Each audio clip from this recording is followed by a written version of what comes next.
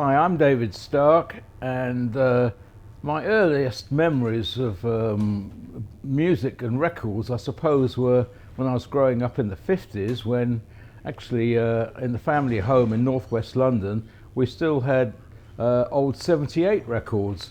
So I was listening as a kid to people like Danny Kaye doing Hans Christian Andersen, the Teddy Bears Picnic, Michael Holloway and the Runaway Train, all those great old 78s we used to have, until I progressed once pop music took my attention. I was a big fan of Cliff Richard and the Shadows, and Frank Highfield when he came out with I Remember You, Helen Shapiro, Adam Faith, all those great artists in the early 60s, until one day in January 1963, I'm standing in our lounge listening to Pick of the Pops with Alan Freeman, and I suddenly hear this sound I'd never heard before. I didn't know who it was or what it was, but it was an amazing track which I found out was called Please Please Me by the Beatles, which I'd missed Love Me Do, but the first record I ever heard of theirs was Please Please Me, January 63, and I became an instant Beatles fan from that moment. It really took my attention completely, so much so that within a few weeks I started my Beatles scrapbooks, which I kept going right through the 60s.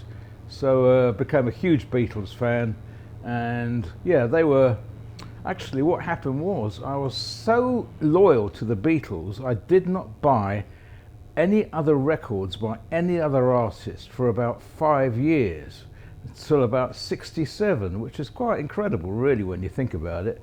And when I did, that was around about the time of Sgt. Pepper, and of course the whole British music scene was exploding with psychedelia, so I was starting to get into Jimi Hendrix, The Who, Cream and all those other great bands at the time, but the Beatles were always my #1 band and still are. So that's how I grew up, listening to all the great records, and with the Beatles, you know, every record, every single that came out was completely different to the last one, and we're just amazed at how creative they were at that time. And like when you first heard a new Beatles song, actually it took a few plays to get into it, because nearly every record you kind of think, oh no, that's not as good as the last one, what are they doing? And then you realize they knew exactly what they were doing, and it was much better than the last one. So and of course I bought all the albums as well, but back in the day, you know, when you're a kid just on pocket money, getting albums and singles wasn't easy, but I managed to persuade Mum and Dad to help out a bit, and so I bought virtually every Beatles record on the day it came out. So I was living in Stanmore, northwest London, mad pop fan, and the first time, I think the first proper pop gig we went to see as a family was Cliff Richard and the Shadows in Aladdin panto at the London Palladium, which I think was in late 1964. That was probably when I would have been 12 years old. So that was probably the first gig I ever saw, Cliff and the Shadows. But then just a few weeks later, in January 65, thanks to Mum and Dad again, we went to see the Beatles at Hammersmith Odeon for their second annual Christmas show. So that was the one and only time I saw the Beatles. And on the same bill, they had acts like Freddie and the Dreamers and the Yardbirds, so I had no clue who they were, but with Eric Clapton on guitar. So I saw Eric Clapton when I was a young kid without knowing anything about him. So that was great. You couldn't hardly hear anything because of all the screaming, and I remember Mum sitting there like that all the time, but it was great to be there. So that was in 65. So after seeing the Beatles at Hammersmith in 65, I think the next major, or the first proper rock gig I ever went to, was in January 67 at the Savile Theatre on Shaftesbury Avenue in London, where I saw a tiny little advert in the Evening Standard which just said The Who and Jimi Hendrix playing at the Savile Theatre on January the 29th, 1967, And amazingly, I bought 6 tickets for me and my school pals, and we all went there. And so that was the first ever show I saw, Jimi Hendrix supporting The Who. Unbelievable. And I became a huge fan of him right from there. We'd heard Hey Joe, that's why we wanted to go, but I'd never seen him or The Who. And the other bonus was all the Beatles were there that night, sitting upstairs in the circle. Not that we knew it, because we were downstairs in the stalls, but the Beatles were there. So still today, my favourite bands, the Beatles, The Who, and the Jimi Hendrix Experience, all in the same place with me when I was 14 years old. So that was it. But then after that, I started going to a few more gigs. Remember seeing Pink Floyd. Actually, I saw Hendrix 2 or 3 times at the Savile Theatre, and The Who. So 67, 68, I was doing a lot of concerts, and it was fantastic. The other thing that happened when I was 15 in July 68 was that the Beatles announced that they were having the premiere of their Yellow Submarine cartoon film at the London Pavilion Cinema. So I thought, I have to go to this. Well, I just went with a pal, and we were just standing outside the cinema for an hour or so. It's a long story, but eventually we saw somebody going into the cinema through a side door. We followed him in. We ended up going in a lift up to the roof. We spent about 2 hours on the roof of the cinema till I decided round about 7 o'clock we need to get in to see the film. Managed to get in, walked in down into the cinema, got stopped by an usherette. The manager came, had to tell him our story. Oh, I made up a big lot of nonsense about being invited by Brian Epstein's brother Clive, who actually, we had met Clive Epstein on holiday with the family in 1964 at the Imperial Hotel in Torquay. So he was the only name I can drop. Anyway, the manager said, "You're okay, you know people here, you're okay." But what happened then, we didn't have any seats, of course, so we were standing at the back of the circle, and suddenly all the Beatles came in. They all went down to the front of the dress circle, and all the press photographers are following them. All the paparazzi in those days with flash bulbs, so all the bulbs are going off, and it's as hazy and as smoky, and so it suddenly died down, and I could see there were 2 empty seats behind John and Paul. So we walked down there, and these 2 seats are on the aisle. The 3rd seat along was Keith Richards of the Stones, sitting there with Anita Pallenberg. So I just said, "Excuse me, is anyone sitting there?" And he said, "No, it's Mick and Mary Ann, but they're in New York. You're okay there, mate." So thanks to Keith Richards, I'm sitting literally behind Paul McCartney with John Lennon to his right and George and Ringo for 2 hours in the cinema, and we were completely shitting ourselves until we realised we were okay, and that's where we were supposed to be. So that was a great night, and so yeah, that's a kind of a legendary night where I'm sitting right behind all the Beatles, the only time it ever happened. But then I got to meet them quite a few times on various occasions.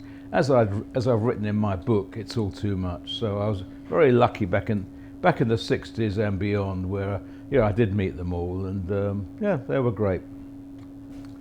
Well, so I started playing drums as a kid from the age of 13. I mean, I was a huge fan of Keith Moon, Ginger Baker, Ringo, of course, Charlie Watts, all the great drummers from the 60s. So I kind of put a kit together piecemeal with a bit of help from Dad. And I played we had a couple of school bands I played in, but I didn't really get into playing in bands till after I left school, really. But what happened was, I didn't go to university. My parents were splitting up at that time, and it was all a bit difficult at home, so I went straight out to work.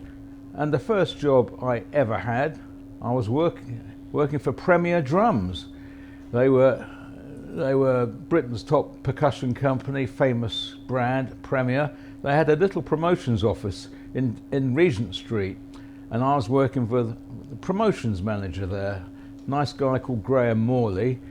So that was my that's how I started in the business, really, and had to look after and meet some of the. Yeah, I had to look after and meet some of the drummers that were endorsed by Premier. People, well, like Keith Moon himself. In fact, my boss, Graham, said to me one day, "David, there's a new venue opening at Finsbury Park. It's called the Rainbow Theatre. This is in November '71. And the Who are opening it for 3 nights. Would you mind going backstage and saying hello to Keith?" So I did. And I'd met him a couple of times before that, but that was nice. And but that job, unfortunately, didn't last too long, because although it was a good company, I'd only been there a couple of months when they suddenly said, "David, we're very sorry, but we're closing this office in Regent Street, but we'd love you to come and relocate to our factory in Leicester." So, okay, so I thought about that for about 2 seconds. I thought, well, you know, I was only 17, 18, and no, so I said thanks but no thanks, so I didn't relocate. I'd been to the factory once, nice place, but I wouldn't have wanted to work there. Anyway, so my next job, I got lucky. Well, thanks to a friend of mine whose cousin was married to the wife of the son of Dick James, the famous Beatles music publisher from Dick James Music and Northern Songs, that I went to see Stephen James's son, and he gave me a job as a runner. Really, I had to start all over again, but I became a runner at DJM, which was great, when Elton John was still signed to the label, so I knew and met Elton right back from then, and I was taking tapes to all the studios, picking up stuff. It was a very good way to get into the business, and I've still got friends from those days, even today. So, but that job didn't last too long either, because just a few weeks later, I got a letter, because I'd applied to a few other companies. I got a letter from Decca Records. "Would you like to come for an interview at Decca with Marcel Stelman, the international promotions manager?" So I go along to Decca, and I get the job with Marcel Stelman, and I started with him, and he was the best boss I ever had in the business. A lovely guy who we lost a couple of years ago, but Marcel was a brilliant record man, and he was multilingual, spoke every language, and not only was he a record promoter and plugger, but he knew everybody in the business. Plus, he was a songwriter. He wrote lyric translations for hits of songs that were hits in other countries that weren't released in the UK because they were in a different language. But he wrote the lyrics for songs like "Tulips from Amsterdam" and other songs. So, and he taught me a lot back in those days. And so Marcel I have a lot to thank for. And in those days I was working for or with acts like the Moody Blues. 10cc was signed to the label originally. We had Camel, prog rock bands like Caravan. Oh, of course, Tom Jones, Engelbert Humperdinck, Gilbert O'Sullivan, the 3 of them, who were signed to MAM Management, which is the company I went to after Decca. They poached me from Decca eventually, so I went to work for MAM, which was run by Gordon Mills. So yeah, I had a very good training doing press and promotions back in those days, and working with some great people. So that's how I kind of got into the business. At the same time, I always played drums on the side. So yeah, even in the 70s, I was playing with school friends and a couple of other people. We had quite a good little band, but we never got anywhere. Well, actually, when I think about it, we recorded. Where did we record? At Guildford University had a little studio, and one of the guys went there and he said, "Oh, we can record there over a couple of weekends," which we did. We did quite a few tracks, and quite primitive, but I should think they were 8-track back in the day. and so the results were okay, but you know, I played them to a couple of people, but really it was just on the side, didn't really make any attempt to you know, kind of I could have played them to the Decca A&R guys back in the day, but I never did. Stupid, because they're quite good songs. Well, as I said, I was in bands from an early age at school, and then after, you know, later on in the 70s, 80s, I was always playing, and really on the side for fun. But then, I suppose it's really only in the last 20 years I've been playing more than I've ever done in my life. I've got 3 bands at the moment, of which the main band is the Trembling Wilburys, tribute to the Travelling Wilburys, which is a very popular band indeed. We do a lot of gigs, and you know, we do all the songs by the Wilburys: George Harrison, Roy Orbison, Tom Petty, Bob Dylan and Jeff Lynne. The other bands I'm in are the Dave Stark 5, which was actually the band name before the Wilburys. So I've revived that name, and it's more of a function band, but we have a great singer who is the daughter of Denny Lane from Wings and the Moody Blues. Her name's Heidi, and she's absolutely brilliant. We've done a few gigs with her. And then the third band I just played at the weekend is the Who, which is a tribute to the Who, which at my age, why I'm trying to do Keith Moon, I've got no idea, but it seems to work, and yeah, people love it, and yeah, we've got a few gigs coming up. So yeah, the Who are always my favourite live band of all time. Seen them 300 times over the years, at least half of them with Keith Moon. So yeah, so you know, I just knew, I used to play along with their records when I was a kid on my old Garrard record deck, and you know, it's just fantastic.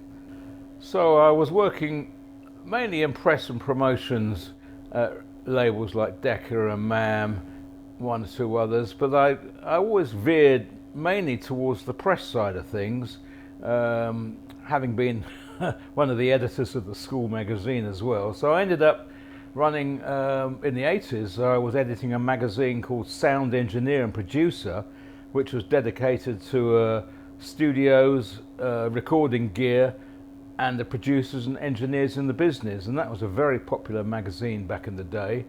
From there, I ended up working for Billboard magazine. They had an offshoot in Europe, in Amsterdam actually, called Music and Media, and I lived for 2 years in Amsterdam editing this, actually the directory they put out of the entire European music industry. So that was really great, just kind of getting, I've got this kind of memory for who's at different companies and who does what, and I've always been able to do that. So I actually went there, they asked me to help out for 3 months. I ended up staying for 2 years until I came back to England in the early 90s, and there had been a little tip sheet called Song Plugger back in the 80s, which was a little 2 or 3 page photocopy sheet published by an American pal of mine, and it listed which artists were looking for songs and where writers and publishers could send their material to. And I always like to read it, being an occasional songwriter myself. I've done quite a few tracks.